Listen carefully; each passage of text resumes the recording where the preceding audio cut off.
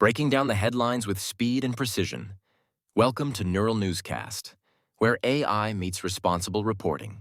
Broadcasting from the Neural Newscast newsroom, I'm Andrew Lindbeck. It's October 19th, 2025. On this day in 1987, Black Monday set shockwaves through global stock markets, triggering a massive, sudden crash that upended trading and investor confidence. For a worldwide view, we turn to our international team.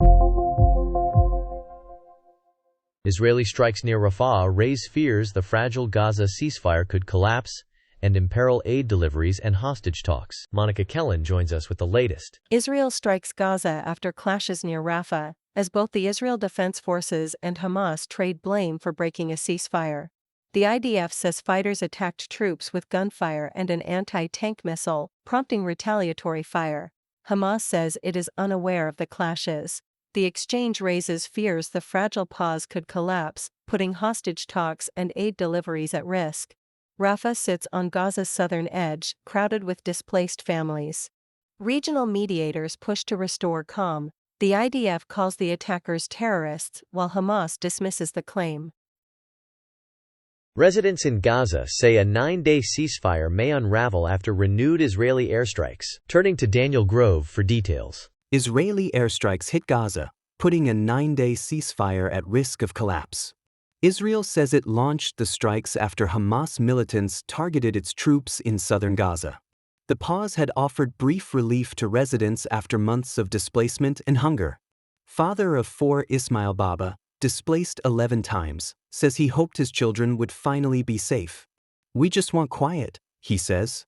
Families now fear a return to full-scale fighting as aid deliveries slow and shelters fill again, eroding fragile trust in the truce. The United States says it struck an ELN-linked vessel in international waters, killing 3 aboard during an anti-narcotics operation. Nathaniel Cohen joins us with the latest. The United States conducts a lethal strike in international waters, killing 3 men on a vessel linked to Colombia's ELN. Secretary of Defense Pete Hegseth announces the operation and says President Donald Trump directs it. He says intelligence flags the boat on a known narcotics route and carrying substantial drugs. No U.S. forces were harmed, Hegseth says. The Pentagon releases unclassified video of the moment of impact. The ELN is a designated terrorist organization in Colombia. The Pentagon frames the strike as a tougher U.S. posture against cartel-linked networks in the region. President Donald Trump cuts off U.S. aid to Colombia and publicly attacks President Gustavo Petro, further straining bilateral ties. Cassandra Joyce has more on this. The United States cuts off aid to Colombia after President Donald Trump calls President Gustavo Petro an illegal drug dealer. The move immediately strains ties with a key regional partner. Trump does not specify how much aid is affected or when disbursements stop. Petro, elected in 2022 as Colombia's first leftist president, supports drug policy reform and peace talks with armed groups. The aid freeze could hit security cooperation, anti-narcotics programs, and migrant response efforts. Colombia remains a major U.S. ally on counter-drug operations and regional stability. Both governments face pressure to clarify next steps. This is Cassandra Joyce for Neural Newscast.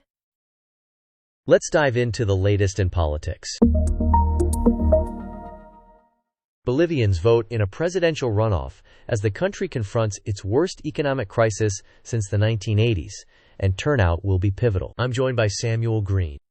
Bolivia votes in a presidential runoff as the country faces its worst economic crisis since the 1980s. 2 pro-business candidates compete to restore growth, stabilize prices, and attract investment. Supporters argue market-friendly reforms can curb inflation and revive jobs. Critics warn rapid liberalization risks inequality and social unrest. The debate over fuel subsidies, state-owned firms, and private mining reflects competing visions for recovery. Turnout and acceptance of results remain pivotal, as each camp claims a mandate is essential to govern in 2025. In the United States, Vice President J.D. Vance visits a Marine base amid mass protests targeting the administration's policies. Daniel Grove joins us with the latest. Vice President J.D. Vance visits a Marine base in California as protests target President Donald Trump's agenda. The White House frames the trip as support for readiness and national security. Democratic state leaders and organizers rally thousands nearby, criticizing defense spending and immigration enforcement. Each side highlights one perspective in a larger debate over military priorities and domestic policy. Protesters argue funds should shift to social programs, while administration officials say a strong force deters threats. The dispute remains part of ongoing discussions, not a settled verdict. Kenya buries veteran opposition leader Raila Odinga after days of national memorials, highlighting long-running democratic debates. Sarah Wheaton joins us with the latest. Kenya buries veteran opposition figure Raila Odinga after days of national memorials. Odinga dies at 80 in India, where he receives medical treatment. Mourners honor his decades as a five-time presidential candidate and former prime minister from 2008 to 2013. Supporters praise his push for electoral reforms and devolution. Critics note repeated election disputes and protests that sometimes turn violent. Both views reflect ongoing debates over Kenya's democracy and power sharing. Leaders urge unity while acknowledging divisions that persist after closely fought contests. This is Sarah Wheaton for Neural Newscast. Here's what's making headlines right now. A hit-and-run driver injures 14 people at a child's birthday party in Maryland. Police ask for witness video or tips. This is NNC, Neural Newscast. Thomas Golding reports on this story. A hit-and-run driver plows into a crowd at a child's birthday party in Maryland, injuring 14 people. Police say it happens outside a home where families gather on the sidewalk and front yard. Several victims are children. Medics rush the injured to local hospitals. Officers search for the vehicle and driver, reviewing neighborhood cameras and interviewing witnesses. Detectives urge anyone with video or tips to come forward. One official calls the crash devastating and pledges a full investigation. This is Thomas Golding for Neural Newscast. Environment headlines. Global carbon dioxide concentrations hit a record high in 2024, with the WMO warning of locked-in long-term warming. Stephen Summers is here with more details. Global carbon dioxide levels hit a record high in 2024. Rising by the largest annual jump on record. The World Meteorological Organization warns this locks in further long-term warming. Scientists say higher CO2 traps more heat, driving extreme weather, sea level rise, and ocean acidification. The report notes current concentrations far exceed pre-industrial levels, reducing the remaining carbon budget to meet 1.5 degrees Celsius. It urges rapid cuts in fossil fuel use, methane control, and forest protection. Every year of delay makes the task harder, the WMO says. This is Stephen Summers for Neural Newscast. Science shaping our understanding. Researchers say a gene found in a rare wheat could be switched on to triple grain yields and boost food production. Nathaniel Cohen has more on this. Scientists identify a single gene that triggers a rare wheat's triple grain trait, potentially tripling yields. The gene, when switched on, prompts wheat flours to form extra grain-bearing structures. Researchers say the change is simple and can be bred into modern varieties. The goal is higher harvests without expanding farmland. If successful, breeders could develop new high-yield lines within a few growing seasons. One researcher calls it a small switch with a big payoff, pointing to future gains in food security. Scientists are studying earthworms to better understand magnetic navigation and the molecular basis of magnetoreception. Here's what Amelia Richardson found. Scientists point to earthworms as a promising model for decoding magnetic navigation.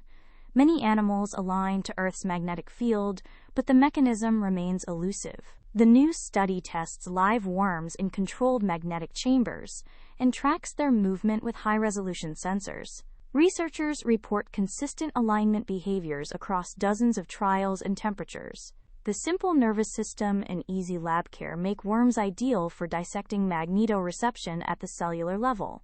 One biologist says the goal is to map the magnetosensory pathway from molecule to behavior. This is Amelia Richardson for Neural Newscast. Health trends and discoveries you should know.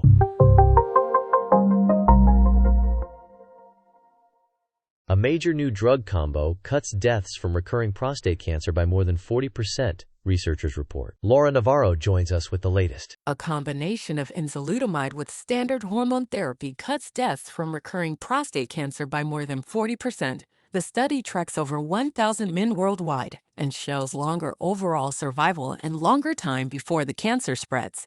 Researchers say the results are significant for aggressive disease. The regimen could swiftly reshape treatment plans for men whose cancer returns after surgery or radiation.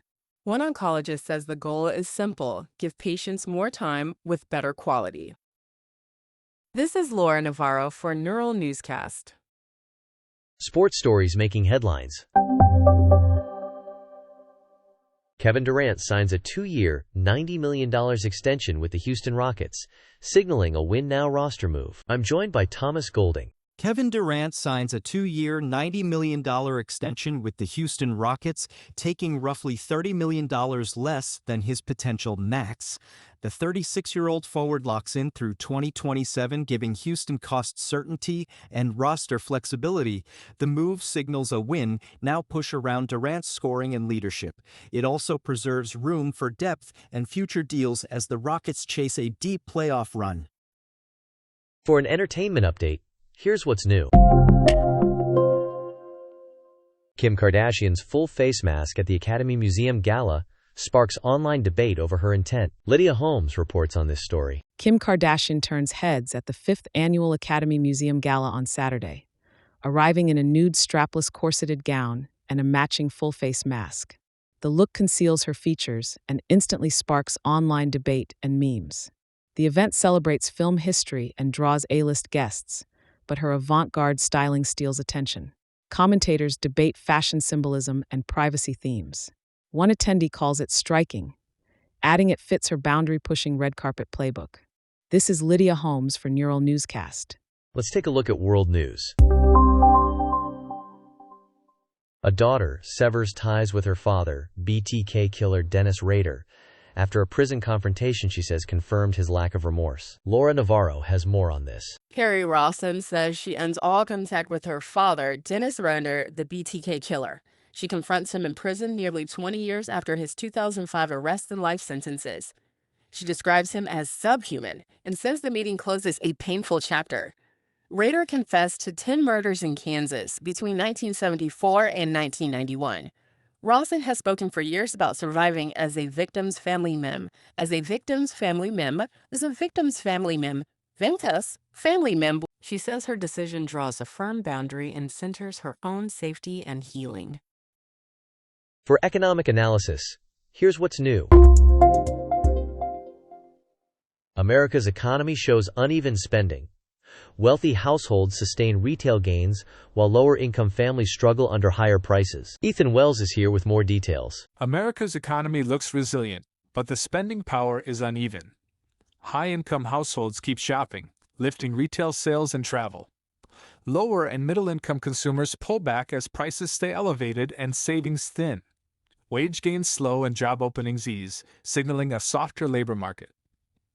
Credit card balances and delinquencies rise, especially among younger and lower-income borrowers.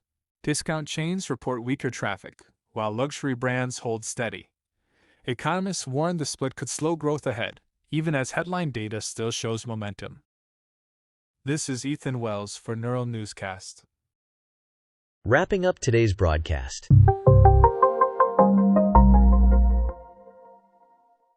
That's our coverage for this hour. For full stories and updates, visit neuralnewscast.com and follow us wherever you get your podcasts. Thanks for tuning in to Neural Newscast. Stay curious, stay informed, and visit nnewscast.com for more daily news and fascinating stories from history. Neural Newscast blends real and AI-generated voices for fast, high-quality production. All content is AI-generated with human oversight, including fact-checking and review. While we aim for accuracy and neutrality, errors may occur. Verify critical details from trusted sources. Learn more at nnewscast.com.